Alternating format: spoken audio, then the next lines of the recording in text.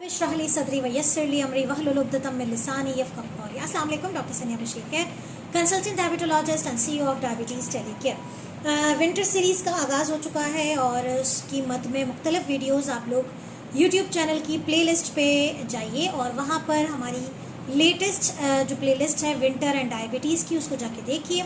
उसमें मौजूद आ रही हैं और आती रहेंगी, इंशाअल्लाह ताला सिलसिला चलता रहेगा मुख्तलिफ वीडियोस का जो कि सर्दी और डायबिटीज़ के हवाले से हैं।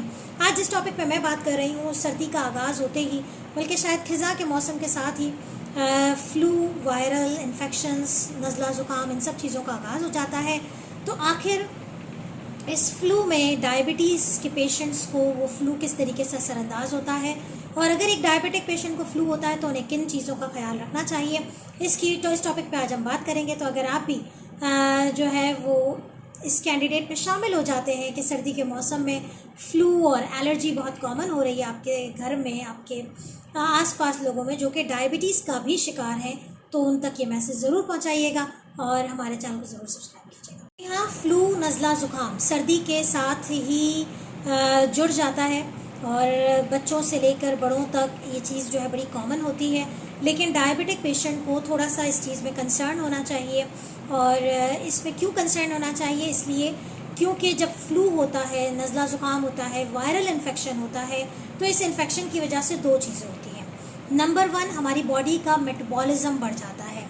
ये बात तमाम इन्फेक्शन में होती है, चाहे जिस्म का कहीं भी इन्फेक्शन हो। आज हम पर्टिकुलरली फ्लू के बारे में बात करें तो जब भी बॉडी में वायरल इन्फेक्शन होता है तो हमारी बॉडी जो है उससे लड़ने के लिए अपनी ताकत पैदा कर रही होती है। जब ताकत पैदा करती है तो उसका जो काम करने का निज़ाम है उसकी रफ़्तार तेज़ हो जाती है। जब रफ़्तार तेज़ हो जाती है तो ग्लूकोज़ की इंटरनल प्रोडक्शन, यानी कि जो अंदरूनी तौर पे ग्लूकोज़ की प्रोडक्शन है वो बढ़ जाती है। दूसरा क्या करता है ये कि जब मेटा इन्फेक्शन होता है तो जहाँ जहाँ इंसुलिन की रेजिस्टेंस हुई होती है वहाँ इंसुलिन के काम करने की सलाहियत में भी फ़र्क आता है।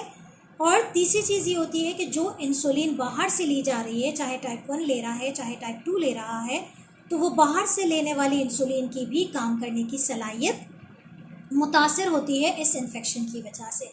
इन तमाम चीज़ों की वजह से फ्लू या कोई भी इन्फेक्शन डायबिटिक पेशेंट में शुगर को बढ़ाने का सबब बन जाता है।